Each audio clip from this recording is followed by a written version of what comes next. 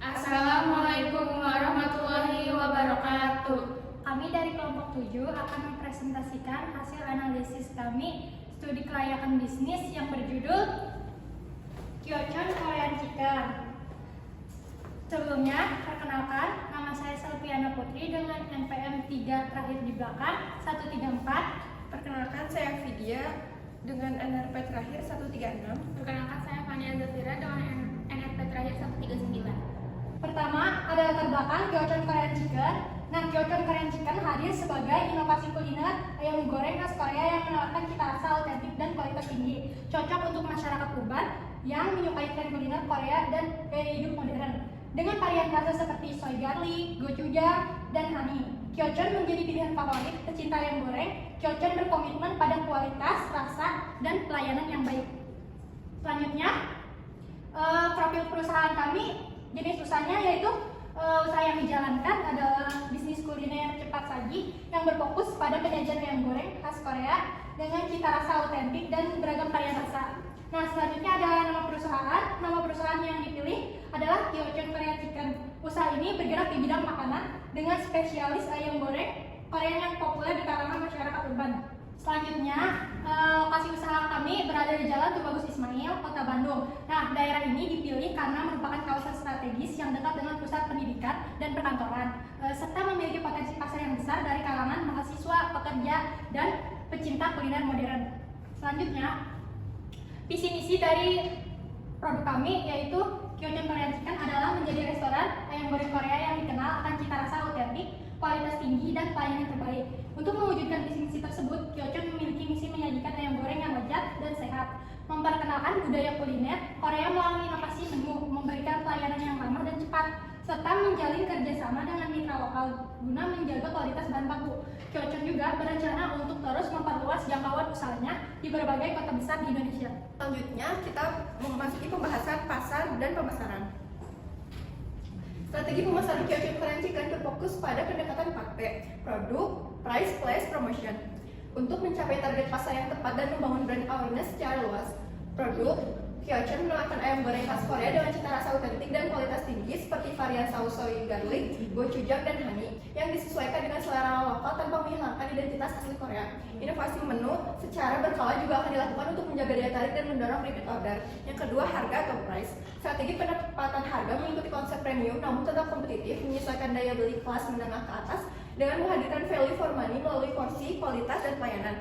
Lalu yang ketiga, place atau tempat. Kyochon akan membuka outlet di lokasi strategis seperti pusat perbelanjaan, kawasan perkantoran, kampus, dan area lalu lintas tinggi, sekaligus menyediakan layanan pesan antar melalui platform online seperti GoFood, GrabFood, dan ShopeeFood.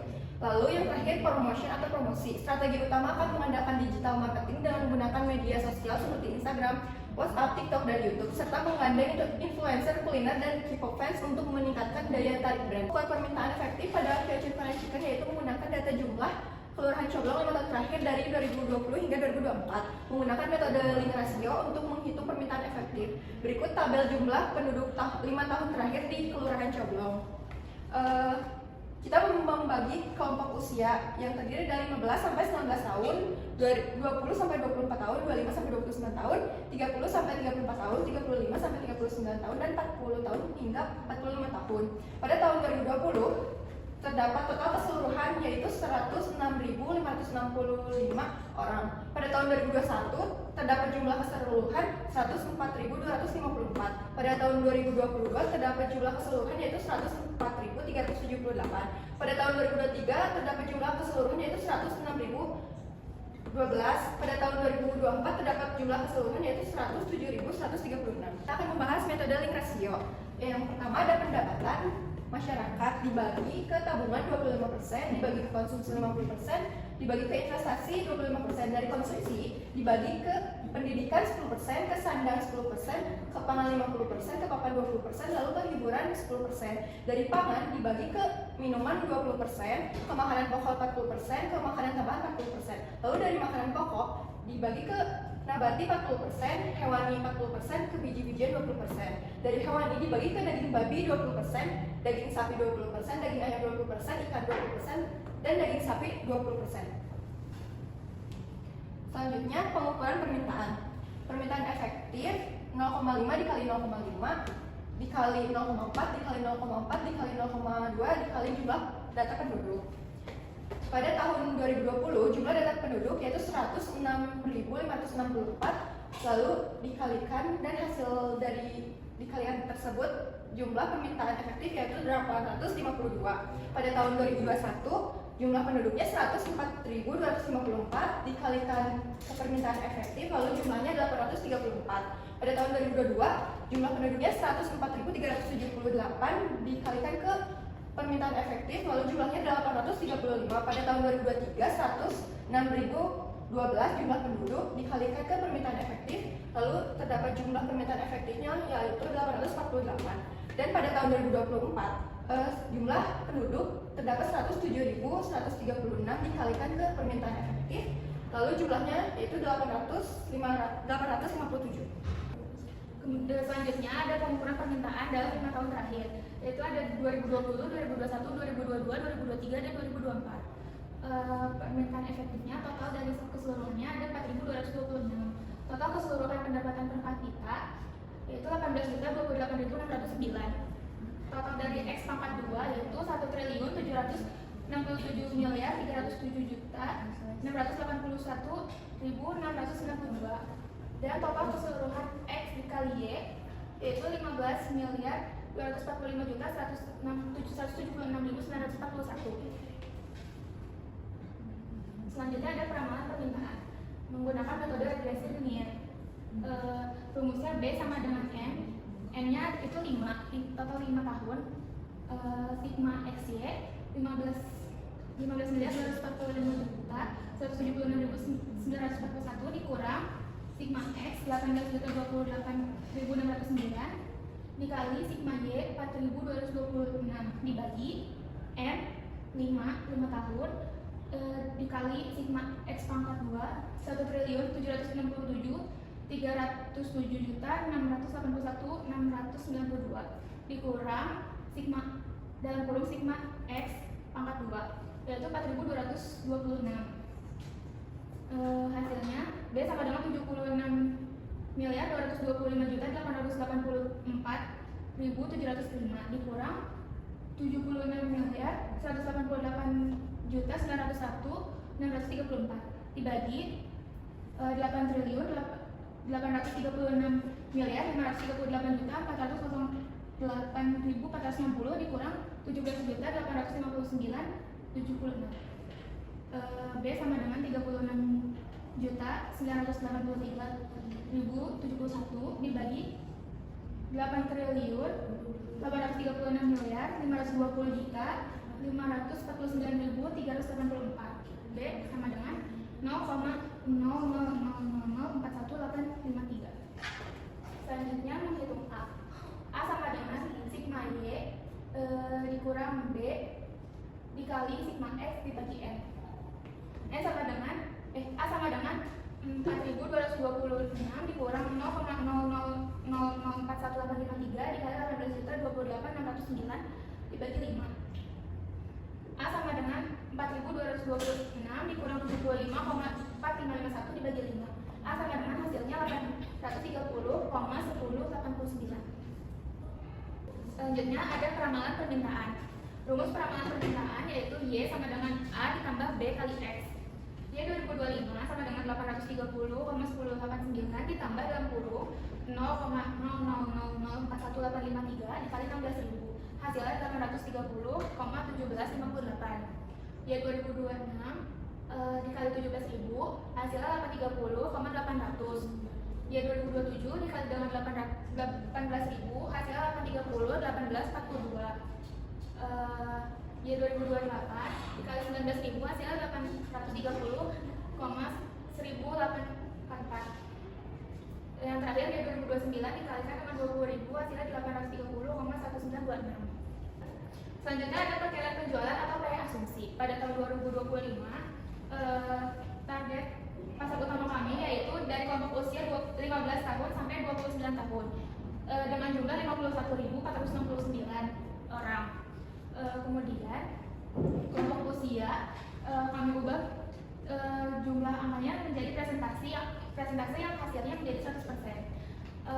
Di selanjutnya ini adalah perkiraan pembelian per bulan.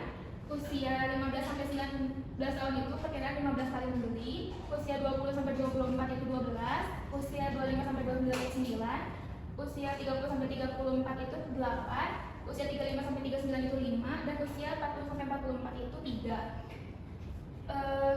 Ini hasil dari perkalian dari 51.499 dikali 17% dikali 15 hasilnya 131.246. Jika di total semuanya adalah 446.751.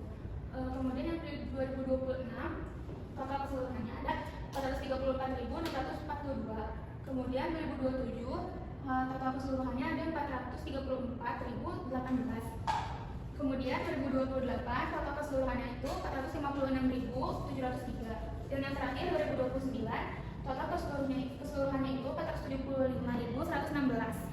Selanjutnya ada perkiraan penjualan 5 tahun ke depan.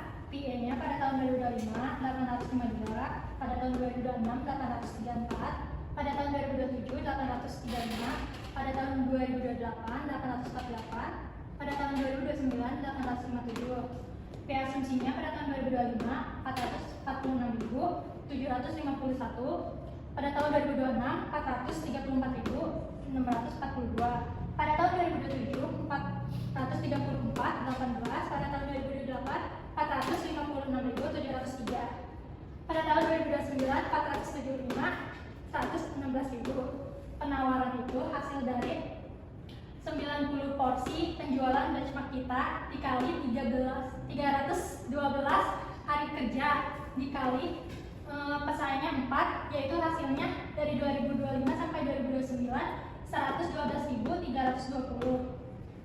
Market potensial yaitu dari asumsi dikurangi penawaran, hasilnya market potensial pada tahun 2025 334 431, pada tahun 2026 322.322, pada tahun 2027 321.698, pada tahun 2028 334.383, pada tahun 2029 362.796. Market share itu hasil dari PE dibagi market potensial dikali 100 pada tahun 2025, yaitu sampai 2029 25%. Proyeksi penjualan yaitu market potensial dikali market share pada tahun 2025 83.607, pada tahun 2026 80.580, pada tahun 2027 84.424, pada tahun 2028 86 95, pada tahun 2029 90.699. Kapasitas yaitu rencana penjualan kami 100 porsi per hari dikali hari kerja dalam setahun 312, hasilnya 31.200 pada tahun 2025 sampai 2029. Selanjutnya ada penempatan harga. Nah, harga Kyochon Korean Chicken pada tahun 2012 sampai 2029 penempatan harganya yaitu tetap dengan harga 15.000. Nah, kami menganalisa harga yang ada di pasaran dengan produk yang serupa di harga antara 15.000 sampai 19.000 per porsi. Maka harga yang kami pilih adalah 15.000 per porsi. Penempatan harga ini didasarkan pada analisis pasar dan kualitas produk yang kami tawarkan, sehingga kami dapat memberikan nilai yang optimal bagi pelanggan. Dengan harga 15.000, kami berkomitmen untuk menyajikan Kyochon Korean Chicken yang lezat dan berkualitas tinggi, sambil tetap bersaing dengan penawaran dari pesaing di industri ini. Selanjutnya ada analisis STP. Yang pertama ada segmentation, yaitu segmentasi pasar. Ada demografis, usia dari 15 sampai 44 tahun, generasi muda, mahasiswa, pekerja muda. Terus ada kelas ekonomi, menengah ke atas, daya beli untuk makanan premium. Terus ada geografis, lokasinya yaitu di Jalan Tubagus Ismail, Bandung, di dekat kampus, perkantoran, dan pusat keramaian. Ada psikografis, gaya hidupnya yaitu pecinta kuliner, penggemar budaya Korea, K-pop, drama, dan penggemar makanan kekinian. Terus ada perilaku konsumen yang mencari pengalaman makanan unik, teksturnya, dan variasi rasa otentik Korea. Selanjutnya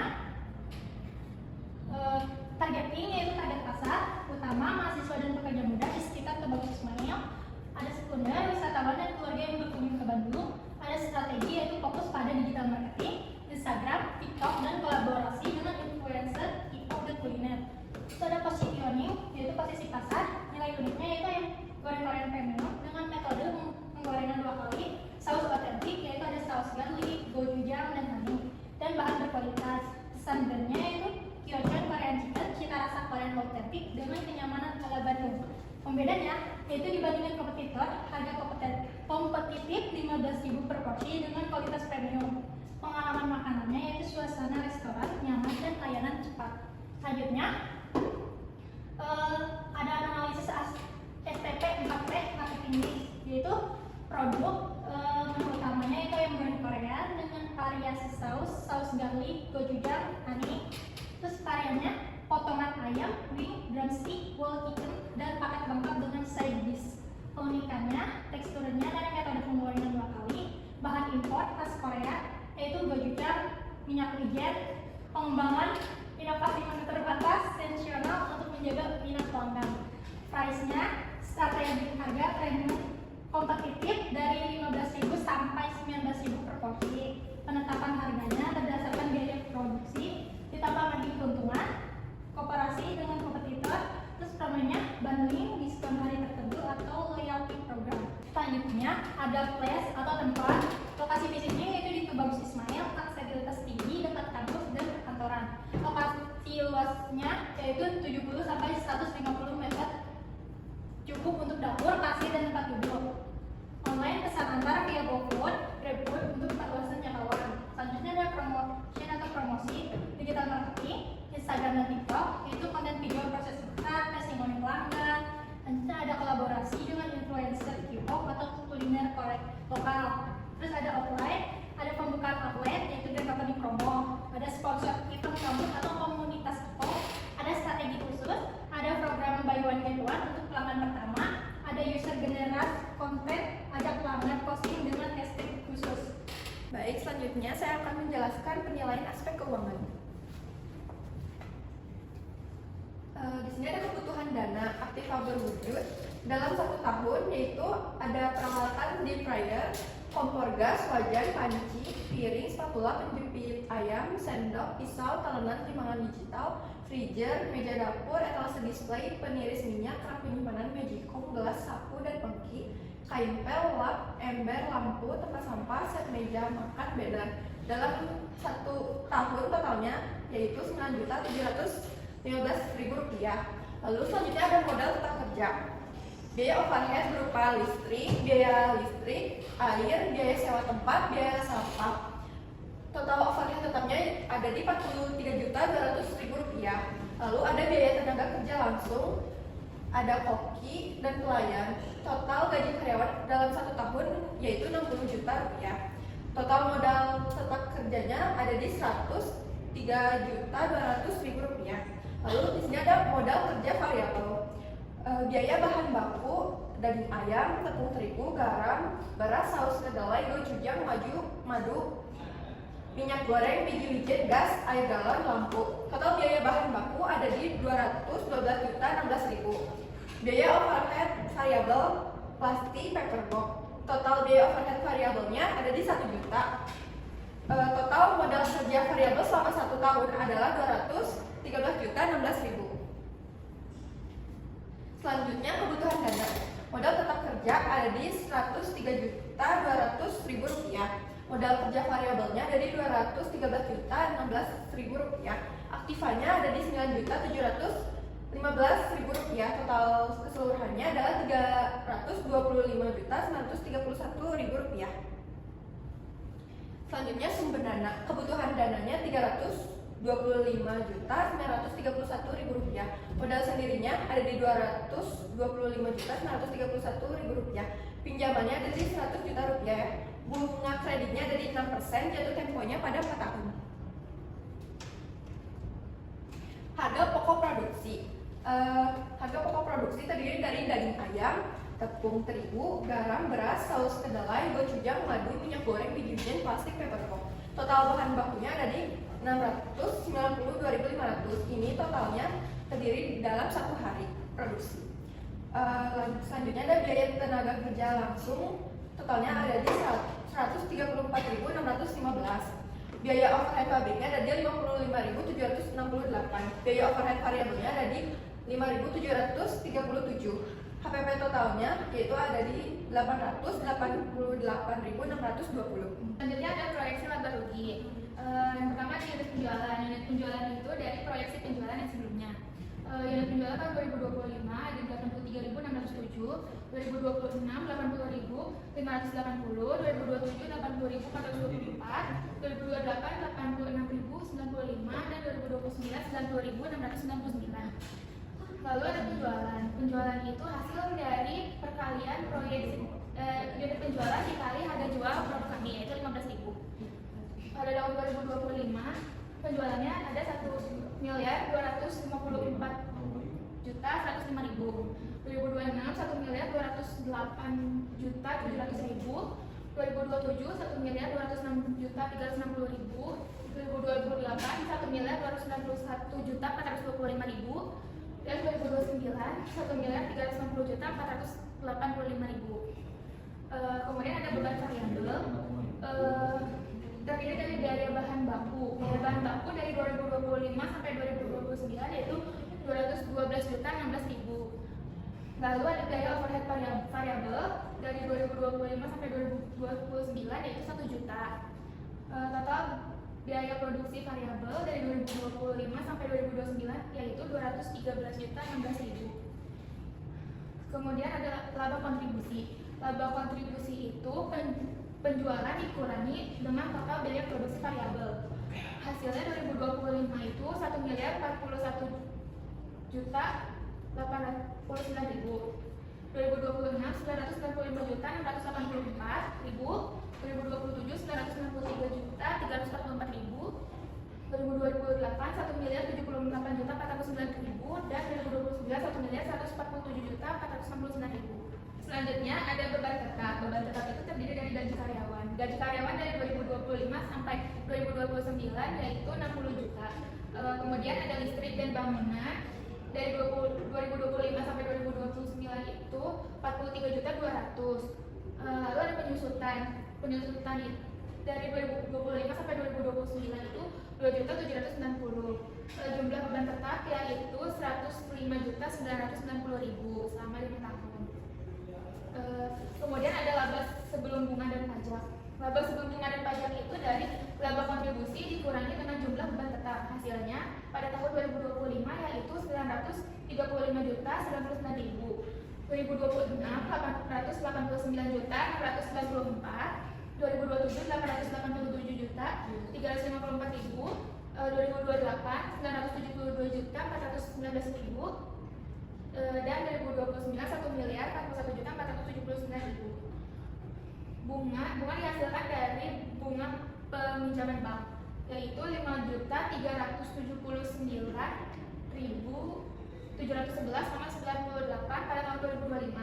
Pada tahun 2026 3.173.314,60. Pada tahun 2027 2.480.173,70. Pada tahun 2028 2.480.773,70. Pada tahun 2029 894.939,15. Selanjutnya ada laba sebelum pajak. Laba sebelum pajak itu laba sebelum bunga dan pajak dikurangi oleh bunga. Pada tahun 2025 929.716.288. Pada tahun 2026 885.720.685. Pada tahun 2027 870.873.826. Pada 2008 969.938.826 dan pada tahun 2029 1.040.584.061. Kemudian pajak 0,5%, pajak UMKM. Ini hasil dari laba sebelum pajak dikali 0,5%. Hasilnya 2025 itu 4.648.596. 2026 itu 4.428.603. 2027 4.424.369. 2028 itu 4.849.694 dan yang 2029 itu 5.202.920. Laba setelah pajak itu hasil dari pengurangan laba sebelum pajak dikurangi pajak, yaitu 2025 925 juta 70.692, 2026 881 juta 292.082, 2027 itu 880 juta 449.457, 2028 itu 965 juta 89.132, dan 2029 itu 1.035 juta 381.141. ARR-nya dari rata-rata laba setelah pajak dibagi modal usaha 937 juta 456.501 dibagi 325 juta 931, hasilnya 227,62%. Selanjutnya ada proyeksi arus kas. Yang pertama ada arus kas masuk, yaitu ada penjualan. Penjualan sama seperti penjualan sebelumnya dari tahun pertama sampai tahun ke-5. Kemudian ada arus kas keluar. Yang pertama ada investasi di tahun ke-0 sebesar 225.931.000. Kemudian ada biaya bahan baku dari tahun pertama sampai tahun ke-5, yaitu sebesar 212.016.000. Kemudian ada BOP variabel dari tahun pertama sampai tahun ke-5 sebesar 1 juta. Kemudian ada gaji karyawan dari tahun pertama sampai tahun ke-5 sebesar 60 juta. Lalu ada listrik dan bangunan dari tahun pertama sampai tahun ke-5 sebesar 43.200.000. Kemudian ada cicilan pokok. Cicilan pokok tahun pertama 22.802.323. Tahun kedua 24.208.720. Tahun ketiga 25.701.861. Tahun keempat 27.287.096. Kemudian ada bunga. Bunga tahun pertama 5.379.712. Tahun kedua 3.973.315. Tahun ketiga 2.482.174. Tahun keempat 894.939. Kemudian ada pajak 0,5%. Tahun pertama 41.488. Tahun kedua 52.434. Tahun ketiga 63.896. Tahun keempat 67.893. Tahun kelima 79.816. Jumlah arus kas keluar. Investasi di tahun ke-0 225 juta 931.000. Tahun pertama 344 juta 439.522. Tahun kedua 344 juta 450.469. Tahun ketiga 344 juta 461.931. Tahun keempat 344 juta 465.928. Dan tahun kelima 316 juta 295.816. Selanjutnya ada arus kas bersih. Arus kas bersih itu dari penjualan dikurangi jumlah arus kas keluar. Di tahun pertama 909 juta 465.478. Di tahun kedua 864 juta 249.531. Tahun ketiga 891 juta 898.069. Tahun keempat 946 juta 959.072. Tahun kelima 1 miliar 44 juta 189.184. Kemudian ada arus kas masuk di tahun ke-0 225 juta 931. Tahun pertama 1 miliar 254 juta 105.000. Tahun kedua 1 miliar 208 juta 700.000. Sisa investasinya di tahun pertama ada 1 miliar 28 juta 174.000. PD periodnya 1 tahun 10 bulan 276 hari. Kemudian ada arus kas masuk. Arus kas masuk itu dari arus kas bersih. Lalu ada NPV. NPV itu rata-rata dari tahun pertama sampai tahun kelima. Hasilnya 4 miliar 401 juta 30.334. Kemudian ada profitability index. PI ini dari rata-rata arus kas masuk tahun ke-0 sampai tahun ke-5 dibagi dengan investasi. Hasilnya 20.480. IRR-nya 398,78%. Selanjutnya ada aspek manajemen. ada kebutuhan tenaga kerja, yaitu ada koki dan pelayan. Dan ada aspek SDM dan manajemen. Yang pertama ada rekrutmen, yang kedua seleksi, yang ketiga pelatihan dan pengembangan, yang keempat manajemen kinerja, yang kelima kesejahteraan karyawan, yang keenam komunikasi internal, yang ketujuh manajemen konflik, dan yang kedelapan adalah kepuasan pelanggan. Selanjutnya ada aspek hukum. Itu penilaian aspek hukum dalam studi kelayakan bisnis melibatkan analisis mendalam terhadap kepatuhan hukum, keabsahan dokumen, dan perlindungan hak-hak konsumen. Sumber terkini menunjukkan pentingnya memahami regulasi yang berlaku untuk mengurangi resiko hukum dan memastikan keberlanjutan operasional usaha. Aspek hukum dalam studi kelayakan bisnis sangat penting untuk memastikan bahwa semua kegiatan usaha berjalan sesuai dengan ketentuan yang berlaku. Nah, di sini ada beberapa poin kunci yang perlu diperhatikan, yaitu adanya legalitas usaha, memastikan bahwa lokasi usaha memiliki legalitas yang jelas, termasuk status tanah, bangunan, untuk menghindari sengketa di masa depan. Nah, yang kedua ada badan hukum, yaitu menentukan bentuk badan hukum yang sesuai seperti PT, CV, atau yayasan yang akan mendukung rencana bisnis dalam jangka panjang. Terus yang ketiga ada dokumen perizinan, memastikan kelengkapan dokumen seperti nomor induk berusaha, surat izin usaha, atau perdagangan, dan izin lingkungan setempat. Terus yang keempat ada regulasi khusus. Nah, setiap bidang usaha memiliki regulasi yang berbeda, seperti izin BPOM untuk industri kosmetik yang harus dipatuhi agar produk dapat dipasarkan. Terus yang kelima ada analisis risiko, melakukan analisis untuk mengidentifikasi dan mengurangi resiko hukum yang mungkin timbul dari kegiatan usaha. Nah, dengan memahami dan menerapkan aspek-aspek ini, pelaku dapat meningkatkan peluang keberhasilan dan mengurangi potensi masalah hukum di masa depan.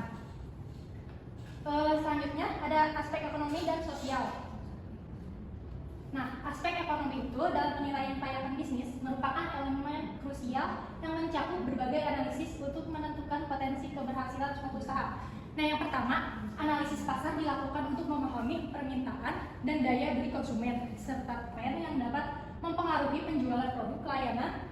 Proyeksi pendapatan yang realistis harus disusun berdasarkan data pasar dan analisis kompetitor.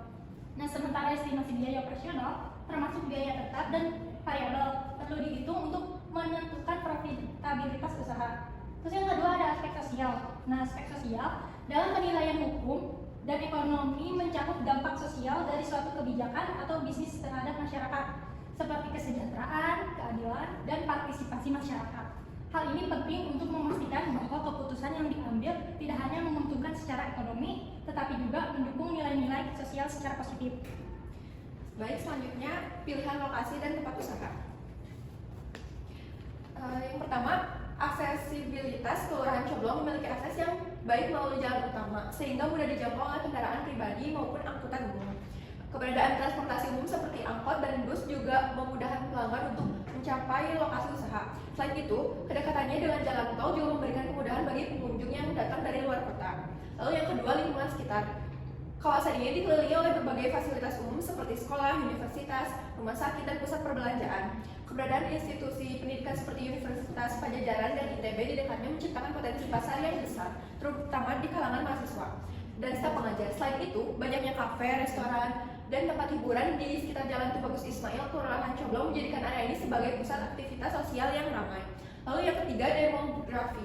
Jalan Tubagus Ismail, Kelurahan Coblong memiliki populasi yang beragam dengan kombinasi antara produk lokal dan mahasiswa dari berbagai daerah. Hal ini menciptakan peluang untuk menawarkan produk dan layanan yang bervariasi sesuai dengan kebutuhan dan preferensi konsumen yang berbeda.